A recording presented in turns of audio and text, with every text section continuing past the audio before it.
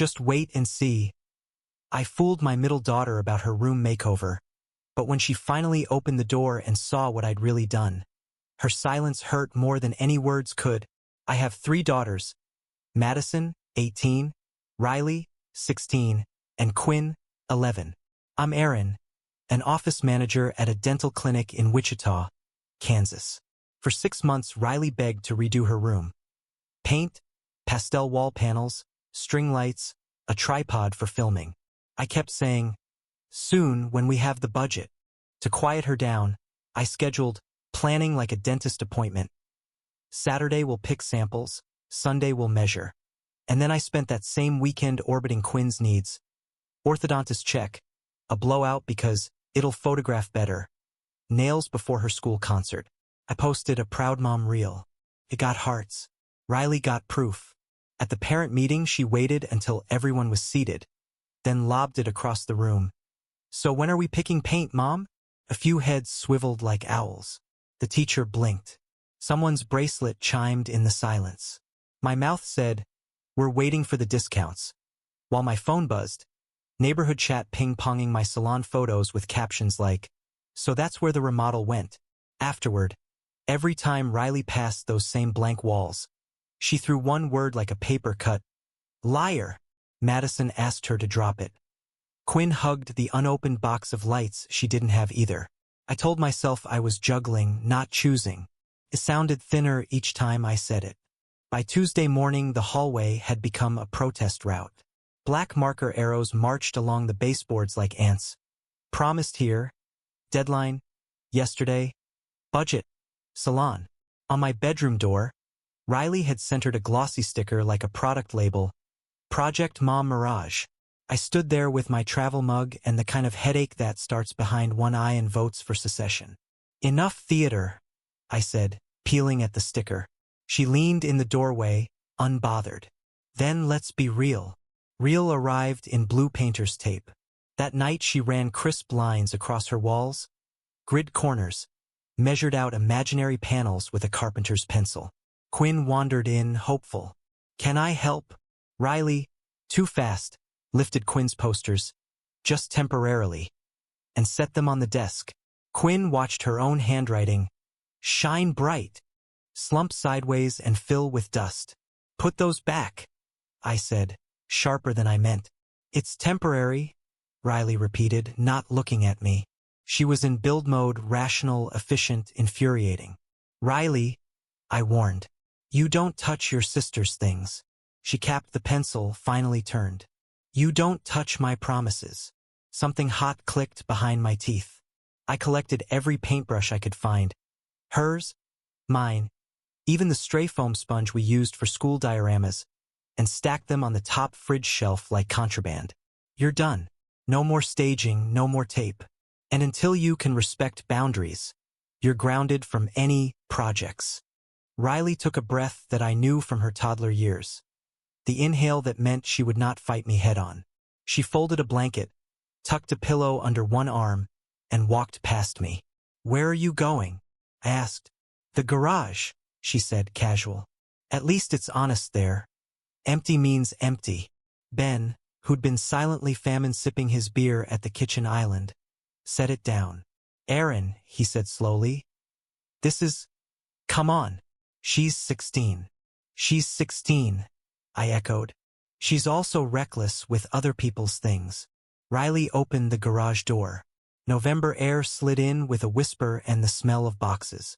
She laid her blanket on the camping mats and clicked the light off with a flourish, like a curtain drop. The offense wasn't the theatrics. It was that they worked. Ben watched me. Cruel, he said, the word precise as a scalpel. No respect, no room, I said, hearing how ugly it sounded. Garage until she learns boundaries. Boundaries, he repeated, as if tasting it for poison. Madison texted from work, closing shift, home late, and still somehow called me between wiping tables. Mom, please don't turn this into a winter at Valley Forge, she whispered. Give her an hour to cool off, then pull her back in. We don't negotiate with graffiti, I said. Did she graffiti? Madison asked. turned out someone else did. By sunrise, the minivan had new lettering across the driver's door. Bubble font neat. Paint job. Someday. It wasn't vulgar. It was worse. I found it as Quinn's bus hissed to a stop and the first 8th grader angled her phone like a periscope. The HOA president's dog nearly strangled itself lunging at our mailbox while its owner pretended not to stare. I grabbed the scrub brush we keep for coolers and knelt, jeans soaking in dew, and went at the paint like it had personally insulted my ancestors. The letters smeared to a wounded bruise. Phones documented my failure in 4K. Inside, Riley held my eyes for a beat too long, then glanced away. "Wasn't me," she said. "Neutral. Careful." "Do you know who?" I asked. She shrugged. "Could be anyone. People love a theme." Quinn hovered with her lunchbox, and in the reflection of the microwave door, I saw her reading our faces like weather maps. "Can we still go to my concert early to set up the chairs?" she asked. "Yes," I said. "Yes, baby. Of course." At the clinic, the hygienists read the same neighborhood chat I did. Between bite wings and billing calls, my phone hiccuped screenshots. Someone had captioned my minivan with, "Wichita's Banksy strikes again." Someone else, "Budget update located." Dr. Patel stepped into my doorway around noon. "Everything okay?" he asked gently, which is worse than annoyed, because it means you look like a cracked plate held together by wishful thinking. "Teenagers," I said. "Ah," he said, the universal shrug. By the time school ended, Riley had turned the garage into a referendum. She'd arranged boxes into a little barricade and propped her calculus book on the lawnmower. Ben stood in the doorway like a referee who'd lost the whistle. "You can't sleep out here," he told her. "It has a roof," she said. "That's more than promises." "Enough," I said. "Back to your room. Now." She gathered the blanket, stepped inside, and walked past her door without looking. The tape strips were still there, perfect blue veins. Quinn's posters had been returned. Crooked, a peace offering or a dare, I couldn't tell. "Family meeting," I announced. Madison had just come in, hair smelling like fryer grease and apple shampoo. We sat at the table under the chandelier Ben installed himself, one of those Edison bulb cages that made you think of antique factories and optimism. I did the thing sensible moms do. I outlined consequences in a steady voice. No phone after 9. No friends over this week. Community service at church on Saturday. I said it like reading lab instructions. Neutral, precise, immune to argument. Riley listened and nodded in all the right places. Then she asked, "And what's your consequence, Mom?" "My what?" "For lying," she said, not unkindly. "For taking my sister to hair and nails and calling it emergencies. For making a plan you knew you wouldn't keep so I'd stop asking." She leaned back, arms crossed. "If I wrote arrows on the wall, I'd scrub them. If I broke a promise, I'd pay interest. What do you do?" Ben looked at the ceiling like the answer might be wired into the joists. "I'm the parent," I said, hearing how tired it sounded. "My job is to make the budget." "Then budget your apology," Riley said. "Because until you do, the garage is the only place that matches the vibe."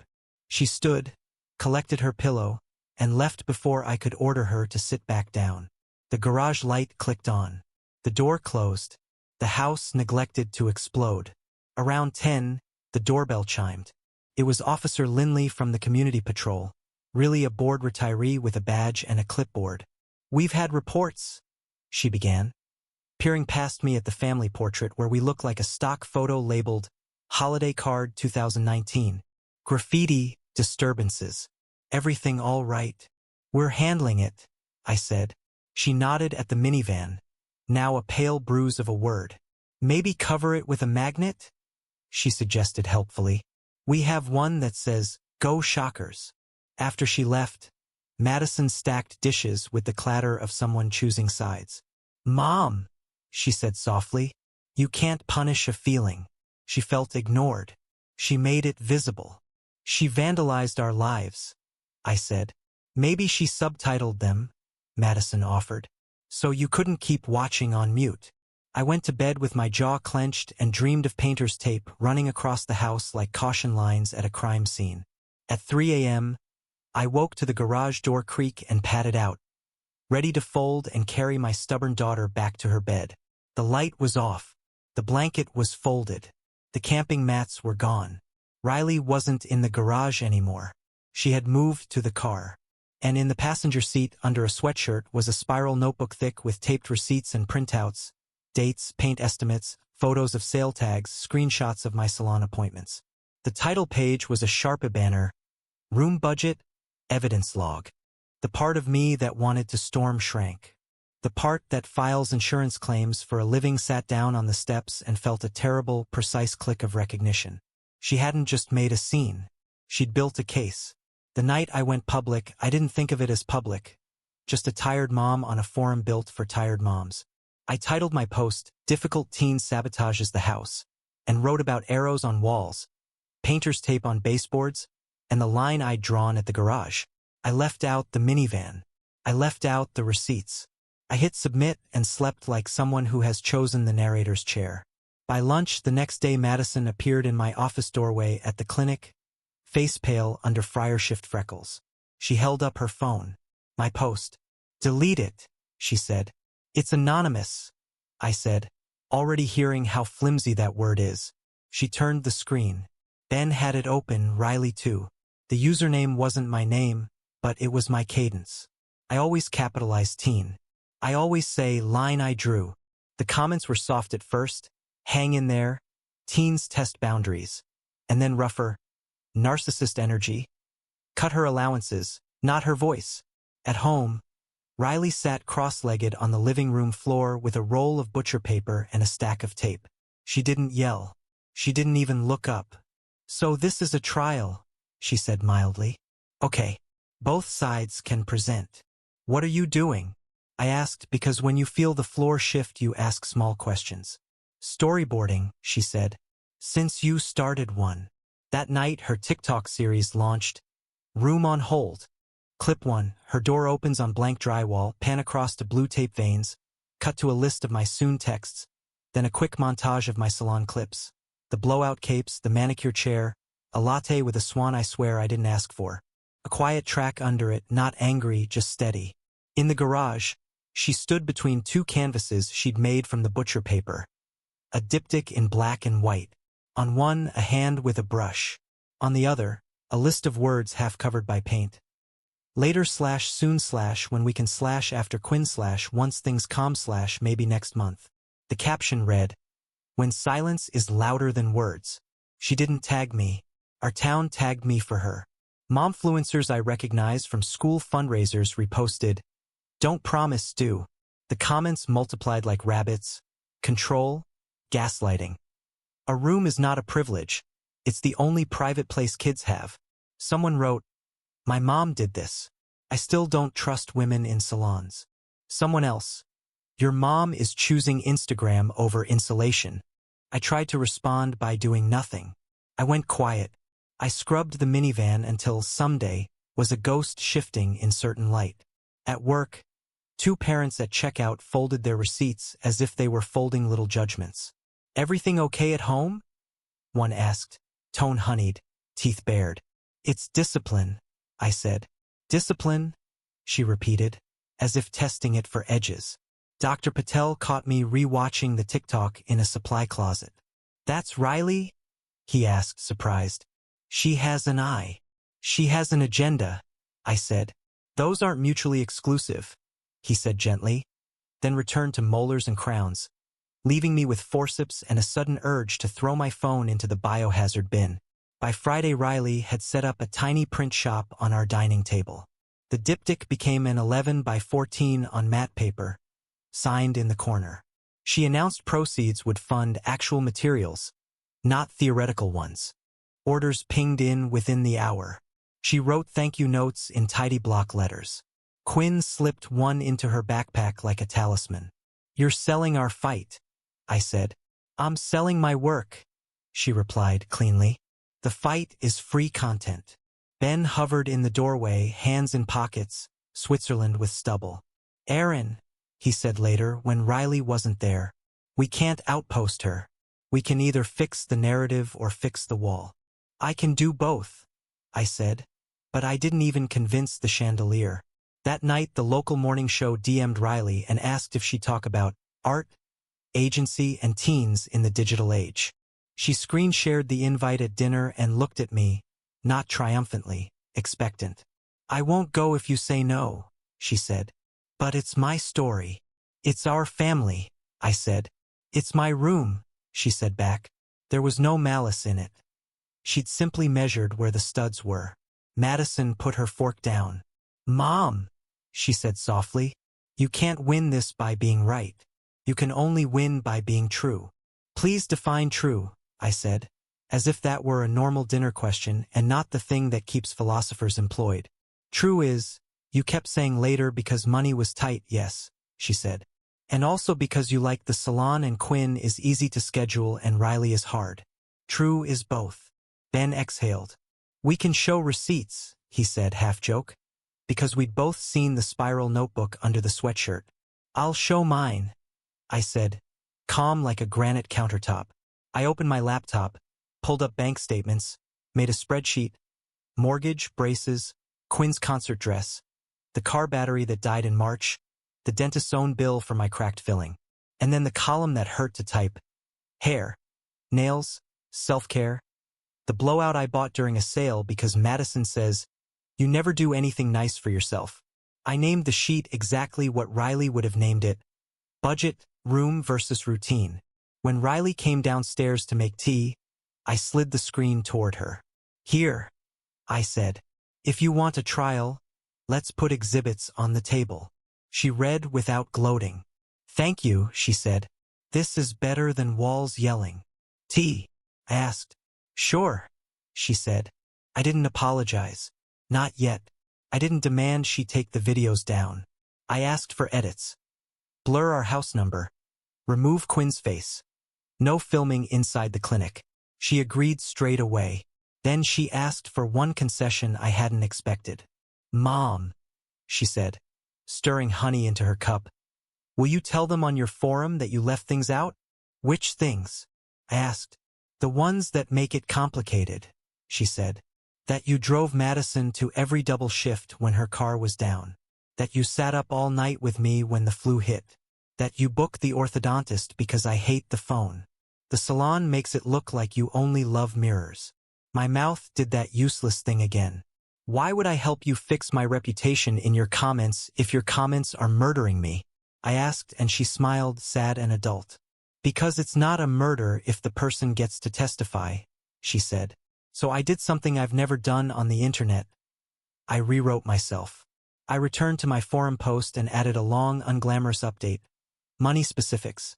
The part where I weaponized later. The part where Riley took Quinn's posters and why that mattered. The way my own mother had promised 100 soonest and delivered exactly 3. I didn't ask for forgiveness from strangers. I asked for accuracy. Reactions shifted a degree. Still plenty of, Mom, be better. But threaded now with, this is hard. With, we see you trying. With people linking to sales on paint and a neighbor demanding, I have a sprayer. You can borrow it. It didn't redeem me. It rounded me. Riley uploaded a new clip, the comment pin set to my update. It ended with her sealing an envelope addressed to Aunt Lila. First print goes to the woman who taught me to measure twice, she narrated. Aunt Lila, my sister, the contractor, the reunions we stopped going to after the fight about Dad's tools.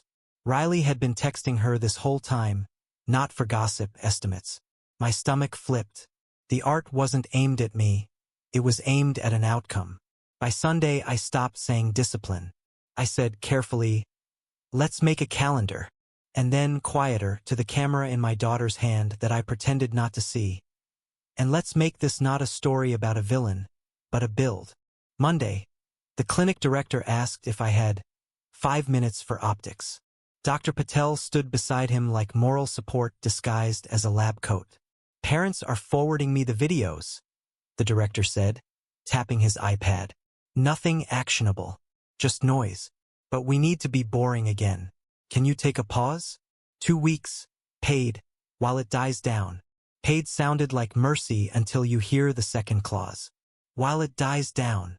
It's not punitive, he added brightly, which is the surest sign that it is. You're excellent at your job. We just can't be a subplot. On the way home, I called the school office to leave a message for Riley. Tell her I'm on my way. We'll talk. And the secretary put me on hold long enough to make a point. When she returned, her voice was scripted.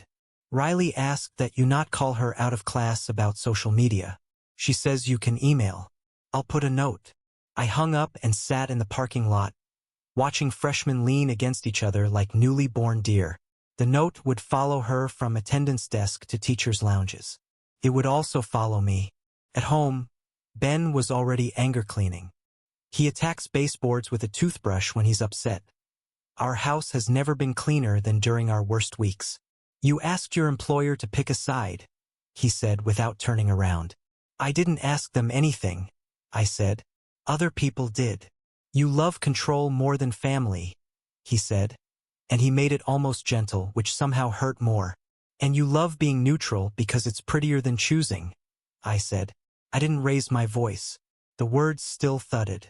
Quinn came down with a tote bag. Ben kissed her hair. We're going to Aunt Sarah's for a few nights, he said. To sleep without markers and fights. The way he said markers made it sound like we were battling with toddler crayons instead of Sharpies and cameras. Is that your decision or mine? I asked because even when the car is already packed you reach for the wheel. Both, he said and carried Quinn's bag out. The house went wide and weird. Madison left for her shift, eyes slipping over me like I was a window. Riley moved through like an astronaut tethered to her mission, not touching anything she didn't need. I brought her a space heater and dinner in the garage, the good leftover pasta, not a punitive sandwich. She held the plate like a truce she didn't quite trust.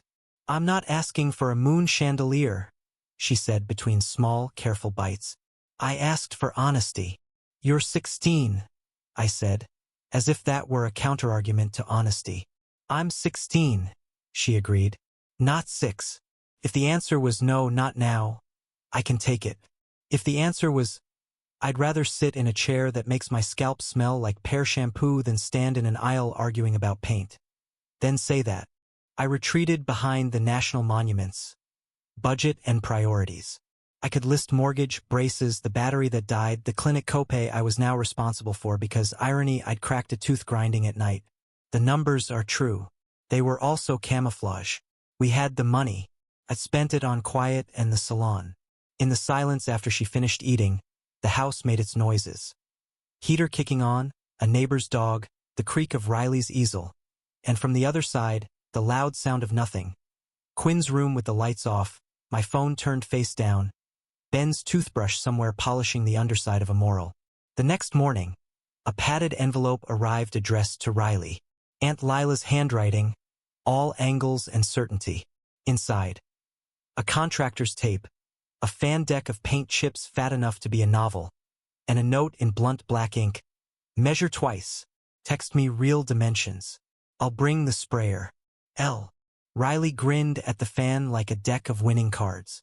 She answered, she said, then looked at me with a question I didn't like. Permission, but also, will you make this bigger than the thing it is? She's your aunt, I said. She knows walls. What I didn't say. She also knows I haven't spoken to her since the fight about Dad's tools, and who loved him the real way. Riley had side-doored me, not to shame me, but to get to competence. It was both betrayal and proof of good instincts. At noon, HR called. The pause came with conditions I'd misheard. Not paid.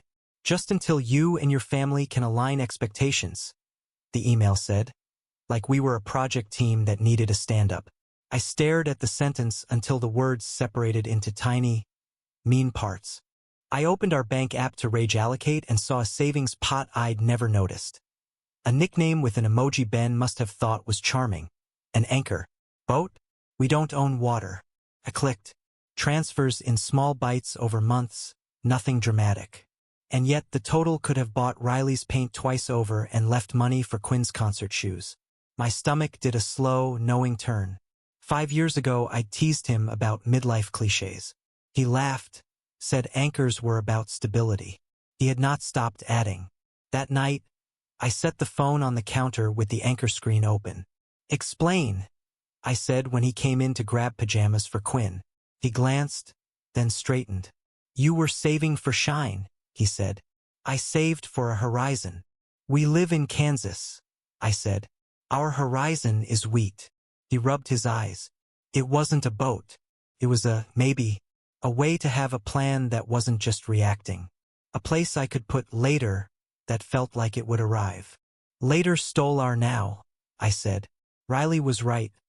The garage was honest. He exhaled. I'll transfer it, he said. All of it. Tonight. No, I said, surprising both of us. Half. His mouth opened, closed. The other half stays where it is, I said. We're not burning every dream to paint a wall. We're deciding like adults, and adults don't lurch between neglect and spectacle. He stared at me, the first real look all week. Who are you? He asked. Someone who finally read the receipts, I said. I drafted a house charter at the table like a human HR headings. Bullet points. 1. No filming faces without consent. 2. No posting addresses, license plates, school logos. 3. Budgets are posted monthly. 3 categories. Needs, nice-to-haves, projects. 4. If we say later, we include a date or we say no. 5. Everyone gets one sanctuary. Riley's room, Quinn's closet fort, Madison's car, my morning run, Ben's toothbrush crusades. Violate a sanctuary, pay it back with time, not money. At the bottom, sign if you want power here. Riley read, lips twitching at toothbrush crusades. Then signed. I'll add one, she said, tapping an asterisk. For every public post about home, we do one private act of repair nobody sees. She met my eyes. I'll keep the series up, she said. Consequences are part of the design. But the next video is not a verdict. It's a build plan. Blur the house number, I said. Already did, she said. I'm not trying to burn us down. We called Quinn at Aunt Sarah's and put her on speaker. House charter, I announced. Quinn asked for a clause about the cat not being dressed in doll clothes. Approved. Ben looked wrecked and relieved. Madison came home, read the page, and signed with a flourish like a bored celebrity. I texted Aunt Lila. The bubbles appeared, disappeared, appeared. I'll be there Saturday at 9, she wrote. You can resent me while I mask baseboards. Bring donuts. Friday night, the garage was warmer. Riley accepted the space heater as if it had always been part of the plan. I brought her dinner again. No speeches this time. She set her phone face down. I'm sorry, I said. Not about the internet, not about grounding, not about a lifetime. Just about this. I said later when I meant no. I said budget when I meant tired. I picked quiet over your voice. I'll pay it back. She nodded once, like a judge acknowledging a plea entered into the record. Tomorrow we measure, she said. And maybe the next video starts with tape going up instead of questions going unanswered. From the other side of the house, in the soft non-sound of an empty room, I could almost hear Quinn's relief cross state lines. In the driveway, the minivan caught the porch light. If I squinted, I could still see the ghost of someday in the paint. It made a kind of sense now. Someday was not a date. It was a habit. And habits are also a design unless you redraw them. By Friday morning, the garage looked like a stage after the audience leaves. Tape curls, a cup with a paintbrush drying into rigor mortis, the space heater unplugged and squared to the wall. Riley's blanket was folded on the washer with military formality. On the dryer, a post-it in tidy block letters, I'm at Aunt Claire's. Legal. R. My body did the slow, useless sprint that only happens in kitchens. Open a cabinet, close it, open the door to the garage, look at emptiness as if it might confess. I called Claire. It rang twice and became Riley's voice. Mom, I'm safe. Claire's place is boring and smells like lemon pledge. Come home, I said, and it came out less command than reflex. I will, she said, when home is a place that tells the truth. I hung up and called the police like an adult who knows the process. A woman with a voice like a weather bulletin said, She's 16, staying with family, reporting no abuse. That's legal. We'll log a courtesy note. She said legal the way a doctor says benign. Not a victory, just a category. Claire texted photos an hour later. With Riley's okay. A sketchbook spread. On the left, a room plan labeled before. Narrow bed, small desk, walls echoing with white space. On the right, after same bed, same desk, different geometry. The door was drawn open. In that graphite hinge lived the point. After wasn't a color. It was permission. I almost typed 3 paragraphs about budgets and optics and then deleted the bubble like it had bit me. There was nothing to argue. She wasn't asking for blush pink. She was asking for entry. Madison started driving to Derby after her shifts, bringing flashcards and leftover fries, the sister version of a care package. She sent me a photo of Riley at Claire's bar height counter, hunched over calculus, hair in a messy topknot that made her look half child, half somebody's art teacher. "We're good," Madison texted. Then, "You okay?" I typed fine and watched it feel false in the blue. Ben didn't come back. He sent 2 practical texts. Brought Quinn a hoodie and transfer half complete. The anchor pot in the bank app split like a cell under a microscope. The house was suddenly huge. Rooms echoed because there weren't enough people to fill them. The house charter sat on the table like a treaty nobody currently occupying the house could sign. In the neighborhood chat, a flyer bloomed. Youth Art Fair, Riley Brooks. My daughter's name on a mall poster in sans serif, over a pastel gradient that made me think of the wall she didn't have. The comments were a chorus of talent and come through. And one person who added, "Bring gift cards." A woman I only know from book club tagged me with a heart. I stood in a home goods store holding a roll of peel and stick wallpaper, realizing I wasn't a week late. I was years late. The pattern I'd chosen. Tiny gold arches that promised taste without commitment. Looked, suddenly, like cowardice. I emailed Riley because the secretary's note said, "No calls during class." Subject line, "Start small." The body, 1 shelf and 1 can of paint. No cameras. You pick the color. I'll pick up lunch. I'll also call Aunt Lila and tell her I was wrong. Love, Mom. I watched the little paper airplane go and sat on the edge of Quinn's bed, which still smelled like the strawberry spray she overuses and the cat she insists ignores her. The bed didn't answer. The email didn't either. An hour later, TikTok answered for her. Clip of a wall, not ours. A cinderblock rectangle at a teen shelter downtown, institutional gray under fluorescent flicker. Riley in a volunteer tee, hair braided back, rolling on a coat of something warm and luminous. Kids in the background kept time on the floor with their heels. The caption, "Sometimes you paint the world first, and only then your own room." She smiled at the camera like a person who had decided not to wait for permission. I drove there because there are choices you announce and choices you just make. The shelter smelled like new paint and old cafeteria.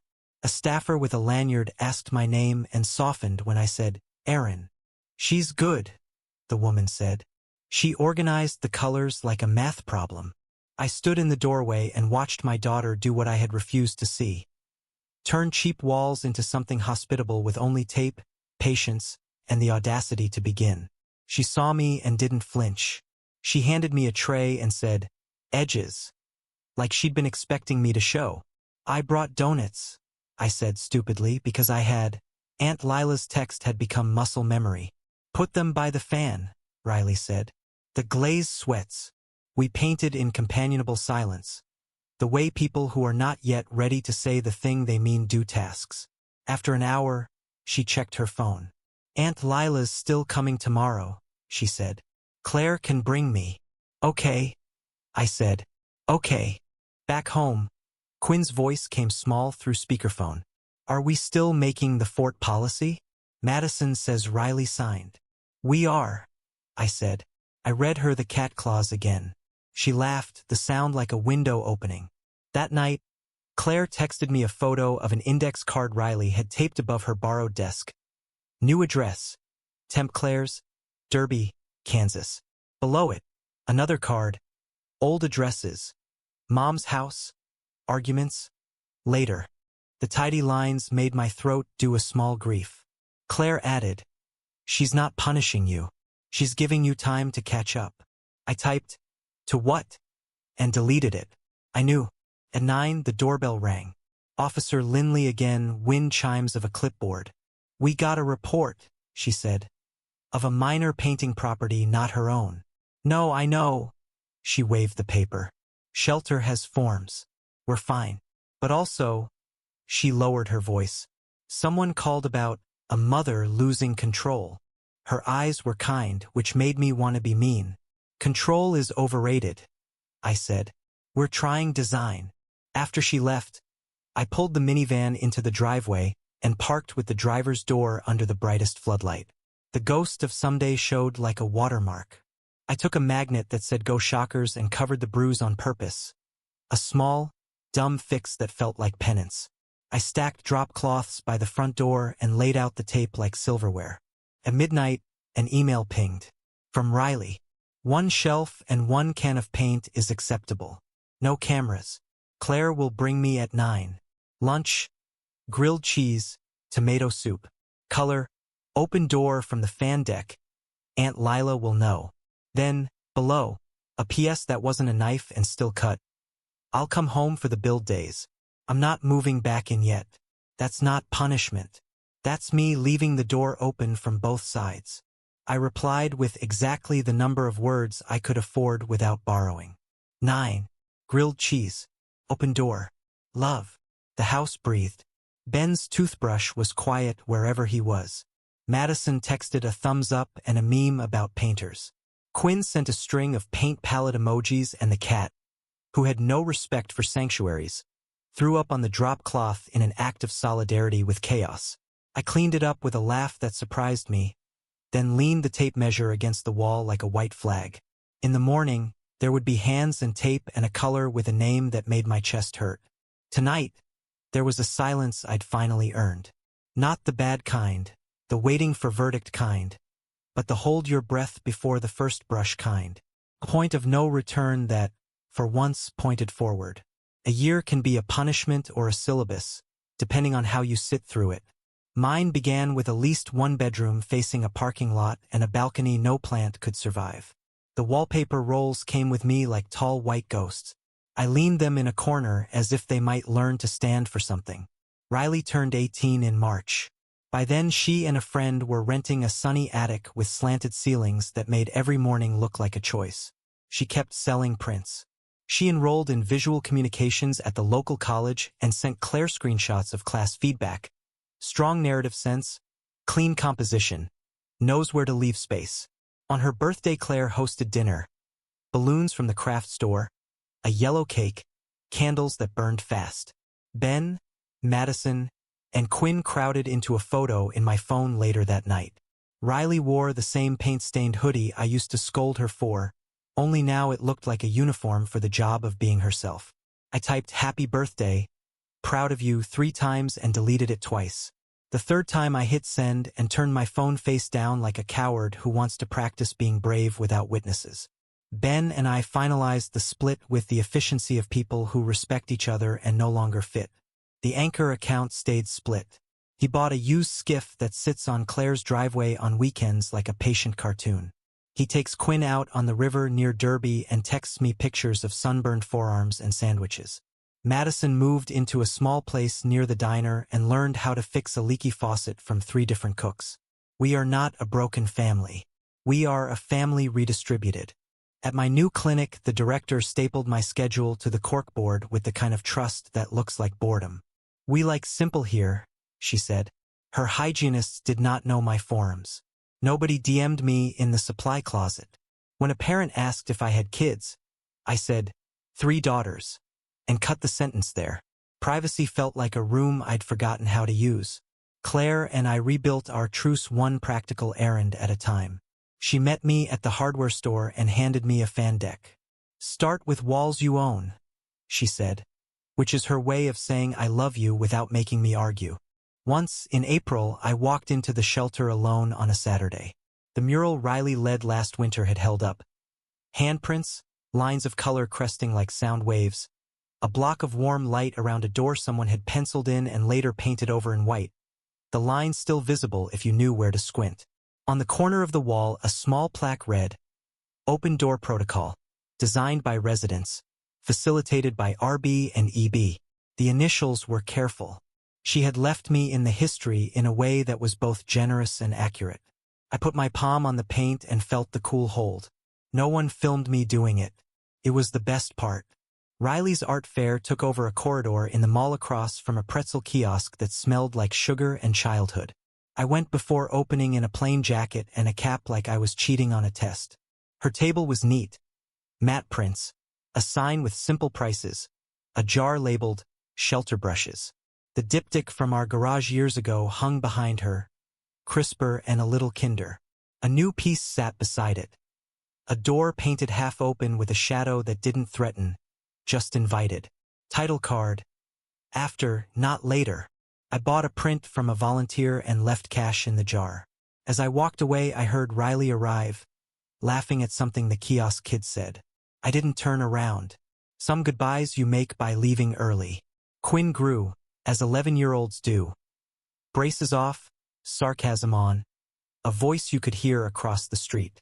We kept the charter alive between our houses. She asked for a new clause. If you're filming, say so, and if someone says stop, stop. Approved. She came to my apartment on Tuesdays, curled in the corner of my couch with the cat and my throw blanket, and asked practical questions. Do you miss the house? Sometimes, I said. Do you miss fighting? No. Do you miss being right? Less than I thought. We started a 2-person ritual. Tea, 45 minutes of homework, 10 minutes of silence. She said it made her brain feel like a freshly made bed. Madison brought me a paper bag one night after her shift. Inside, a small level, a painter's multi-tool, blue tape, a roller cover, and a card. On the card, in her no-nonsense handwriting, You owe a wall some truth. I looked up. She shrugged. We're fine now, she said of our house. But that corner makes me itchy. I texted Riley in June, not with content but with logistics. I'm painting Sunday, the corner behind the bookcase. If you want to consult, I pay in grilled cheese. No cameras. She texted back a single word, busy, and then, 5 minutes later, send a photo of the light at 4 p.m. I did. She responded with a color code and a brand. 2 coats. Edges first. Singer tape is better than house brand. It landed like forgiveness disguised as a shopping list. On Sunday, I opened 2 cans and finished on time for the first time in a year. The paint was called, predictably and perfectly, Open Door. I cut in slowly, hands steady the way they get when your body understands the apology your mouth hasn't managed yet. I didn't take a photo. I moved the bookcase back half an inch to let the light make a narrow green line. Felt like a window I'd been treating as a wall. The first time Riley came to my apartment was by accident. She'd left a set of brushes at Claire's. Claire texted me. We triangulated.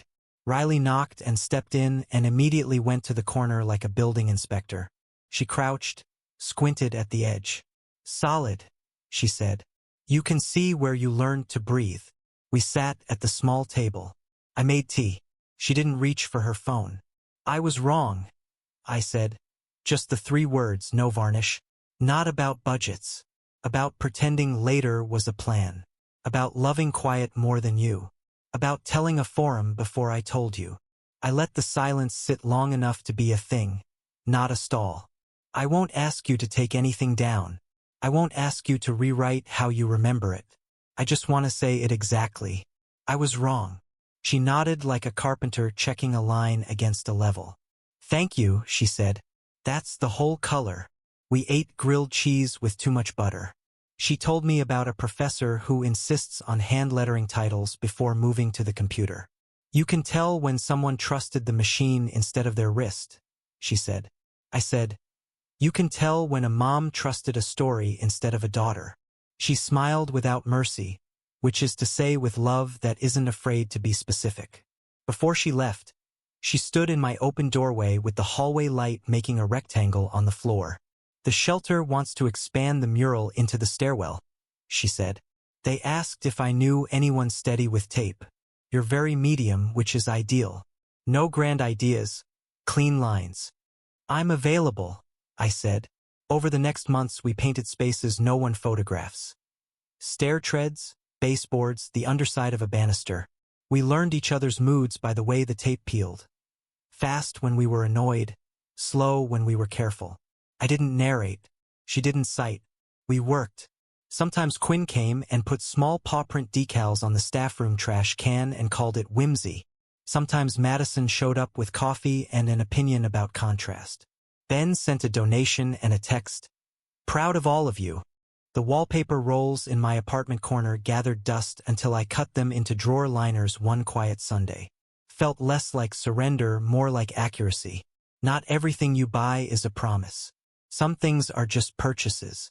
This is the part where a moral is expected to arrive with a bow. I don't have one tidy enough to hang on a wall. I have this.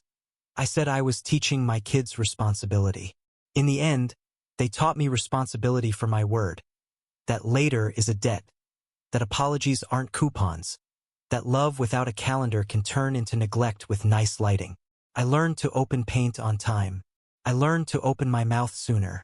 I learned to leave a door open from both sides. Tonight the apartment is quiet in a good way. The corner behind the bookcase holds its color like a kept promise. The cat snores. My phone face down does not vibrate with judgment or rescue. Somewhere across town a stairwell dries. If you stand in it tomorrow and listen, you might hear nothing at all.